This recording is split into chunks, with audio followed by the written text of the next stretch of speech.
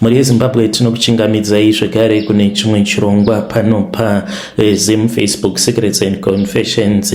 Tadzoka zvekare nemamwe messages. Regedzei tibva tapinda messages edu avo atadzoka takakubatirai. Message yedu yekutanga yakamira sekudai so: nganzi makadi zvenyu mukoma, ndinokumbirawo kuti muke muchindiposterawo nyaya yangu makavikawo chitupa changu. Ininiwo ndiri murume uye zvekare ndine makore 38 years ekuberekwa. Kubva zvandakapinda muno muSouth Africa handisati ndakamboshandawo basa rine mari, saka chandiunza pano ndikutodawo advice kubva kwamuri nekubva kune vedare renyu. Pane umwe muchewa uyo wandiri kutaura naye, saka iye anogara panext dorm pepamba apo pandinogara, saka akandiudza kuti akamboita mari asati atanga kuita zvaanoita, because anoitawo zvekungosona mulocation. Mukadzi wake iye ane kasaluni, saka anoti iye vakatombogara kuSenton, vainge patombori neimba muno muSouth Africa. Akanditi akauya muno muSouth Africa mainge muri mugore ra2006 achitori mukomana wechidiki. Auya muno muSouth ndopa akabva achizoromba, saka mukunoromba kwake kwaakaita ainge asingatendedzwe kuti ange achizorara nemukadzi anonamata kana ava kuita zvemagirlfriends. Aifanira kungorara nevakadzi vekuti kunyange achienda kuchechi, but anenge achingoendawo kuchechi just zvekungofambisawo nguva. Saka akabva achizotanga kudanana nomumwe mukadzi muSouth African. Vachidanana kudaro ndopa akabva achizotanga kurara naye. Anoti ndopa akabva pachizopanduka zvinhu zvake nekuti ainge akanganisa mhiko dzake, ndokubva achizotanga kusangana neminyama.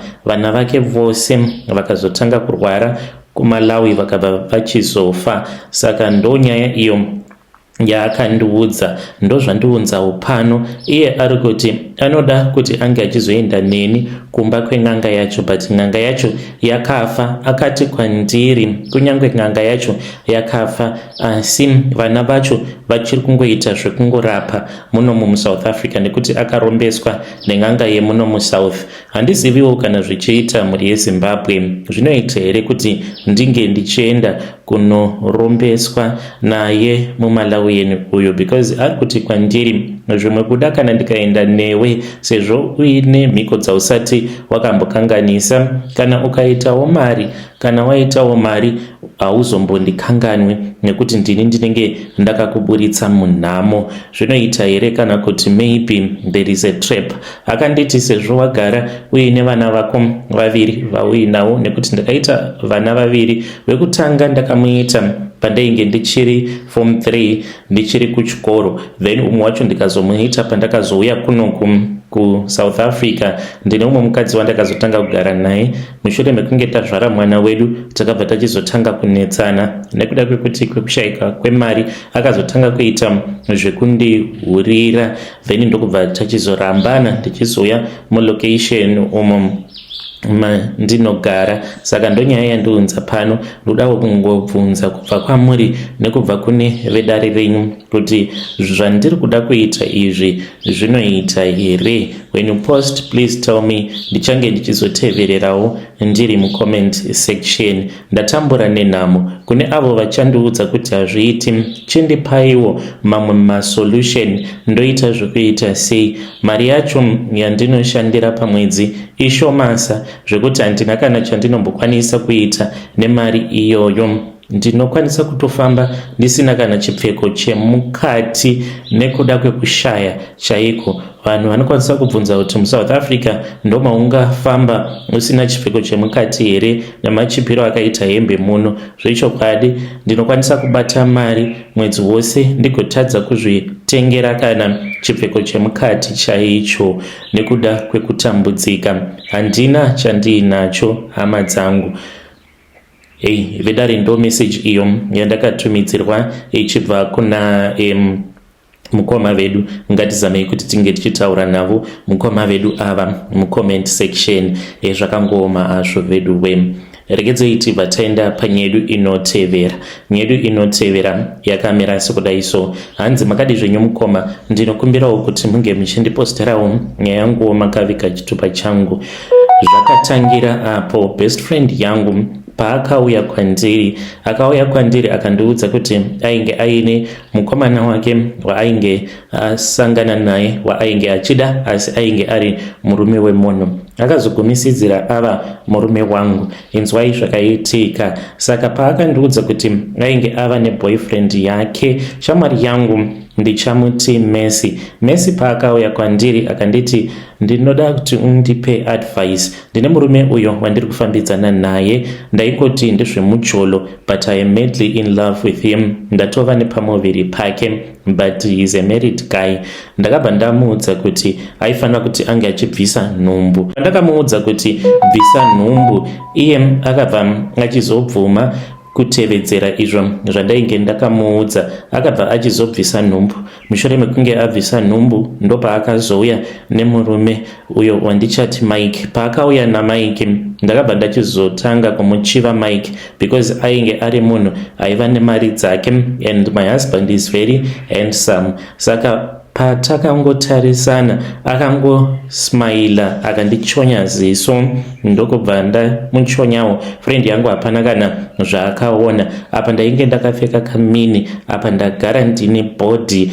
Takabva tachizotanga kutaura. Friend yangu paakaenda kutoilet akangosimuka akandibata chidya, akandivhura makumbo angu, akandibata sikarudzi yangu, neniwo ndikasimuka ndikamukisa.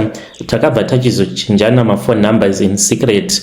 Friend yangu yakazosara yodzoka, but tainge tatochinjana macontacts. Ndakazotanga kudanana naMike. Apa Mike ainge achidanana futi nebest friend yangu. Zvino Mike akazondiudza kuti ainge ava kuda kuroora best friend yangu because marriage make ainge aine maproblems awo ainge achisangana nawo, because aiti mukadzi wake ainge asina respect. Ndakabva ndachizobatikana ndikati, saka Mike waida kungondishandisa right now, wava kuda kunoroora friend yangu. Akati ndiye akatanga. Dai kwanga kuri kunzi ndiwe wainge wakatanga, ndaikwanisa kunge ndichizoroora iwewe. Ndakabva ndachizofonera amai vangu ndinovaudza masecrets angu ose. Ndakavaudza ndikati, mama, kuno ndine murume uyo wandanga ndichidanana naye, asi murume uyo ari kudanana zvekare naMessi, but murume wemunhu ane mari nemudzimai wake havasi kuwirirana, they want to have a divorce. Saka ava kuda kunoroora Messi. Kana ndikangotsvedza apa handifi ndakawana futi murume ane mari saMike. Mama vangu vakabva vanditi, mira mwanangu, ndichaona kuti ndoita sei.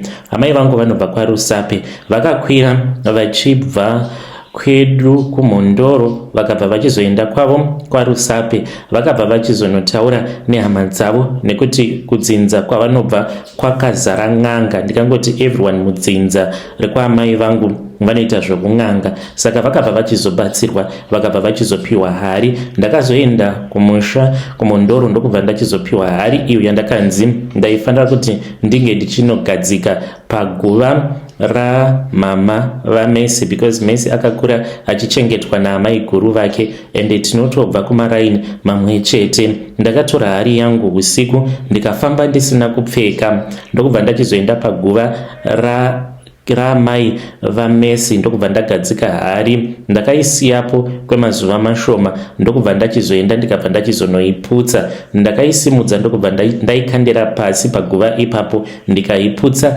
ndikasiya ndaisa $10. Ndikabva ndati ne$10 iyi iwe ndinoda kuti unge uchimuka, kana wamuka wotora mwana wako ngodzokera naye kunyika dzimu, nekuti mwana wako ari kutambudzika munomu munyika yevapenyu. Ndainge ndisingatozivi kutoti ndokutotengwa kunotoitwa mudzimu. Paya pamunonzwa zvichinzi akatenga mudzimu, munhu anenge akafa anotomutswa, obva audzwa kuti kana audzwa kuti vana vako vari kutambudzika, apa iwewe wakangorara sezibenzi, nekuti unenge uchitomupopotera kuti muka uone kutambudzika kuri kuita vana vako. Anobva achizobatwa neshungu dzemubereki, obva amuka sezvakaita amai vaMessi. Vakati vamuka vakabva vachizoya vakabva vachizogara dumbu raMessi akabva achizotanga kuzvimba dumbu. Saka Mike zvainge zvava kumunetsa kuti sei mudzimai wangu ari kuzvimba dumbu. Ndakabva ndachizomuudza Mike ndikabva ndati, uyu munhu wauri kuti mudzimai wako unombozviziva here kuti muroyi wekupedzisira? Akabva anditi ko indava. Ndikabva ndati anoroya. Akandiudza kuti ane nyora idzo dzakatemererwa kumusana kwake, uye zvekare akandiudza kuti akaisa mwana wako pachijana. Handiti ainge ambori nepamuviri. Apa Messi ainge asina kumbogara akamuudza Mike kuti ainge akabvisa nhumbu, ainge akamunyepera kuti ainge akaita miscarriage. Mike zvakabva zvachizomubata, vakabva vachizotanga kunetsana. Ipapo ndopaakabva achizoziva kuti ndainge ndava kudanana nemurume ainge achida kumuroora. Ndakazotuma amai vangu kuti vange vachizoenda kunonokora ivhu mushure mekunge chipoko cha amai Messi chava kutanga kuonekwa pamba pedu, uye zvekare nekuno ndainge ndava kuti kana ndiina Mike ndaiona amai vake, ende dzimwe nguva ndaizotogumisidzira ndava kutoscreama because ndainge ndichiona chipoko cha amai vake pose apo Mike paanenge ari kumba kwangu for a sleepover. Nekuda kwekuti ndainge ndakamuudza kuti Messi anoroya, akabva achizotowedzera kumuvenga because ndaimuudza kuti ndiri kuona Messi akapfeka zvinhu zveblack nevamwe vakadzi vechikuru vanenge vasina zvavanenge vakapfeka vari kuda kundiuraya. Saka vakabva vachizorambana Messi naMike. Messi nekuda kwekuti ainge ava kurwara, ainge ava kusakwanisa kushanda, akabva achizobva muno muSouth Africa ndokubva achizoenda kuZimbabwe ndokubva achizozviuraya. Dumbu rake by the time paakazozviuraya rainge razvimba, rainge rakura zvisingaite richiita sekunge riri kuda kuputika. Ndakaendako mukomanashi kunoviga shamwari yangu pasina kana ainge achimbozviziva kuti ndainge ndakamutorera murume ainge achida kumuroora, because iye mukurwadziwa ainge asina kana munhu waainge achimboudza. Saka ndiripo parufu rwake ndaitomuona Messi musi wakasvika chitunha chake. Ndakatomuona akamira pasaidi nekombi iyo yainge yakauya nekofini rake. Saka Messi ainge akangonditarisa akamira achichema, asi ainge akabata kamwana mumaoko.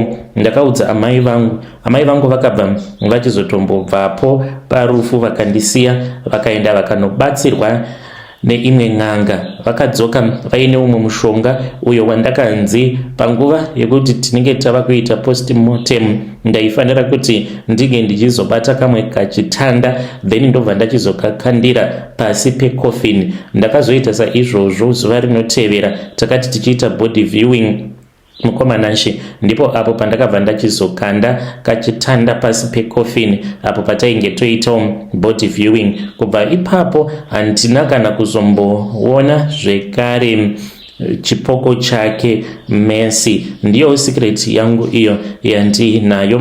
Advice yangu ndeyekuti kana uine munhu wako waunenge uchifambidzana naye, usati watanga wabvunza vamwe vanhu advice, iwewe ita zvaunoona kuti ndo zvinokuitira. Nekuti kana ukatanga wabvunza vamwe vanhu vaunenge uchivimba navo, unokwanisa kufungidzira kuti vanhu ivavo vanenge vachitokufarira, but izvo munhu anenge achitorwadziwa kuti wawana munhu anokuda. Messi ainge asingatozvizivi kuti ndainge ndichitomunzwira godo nekuda kwekuti ainge ava kuda kuroorwa naMike.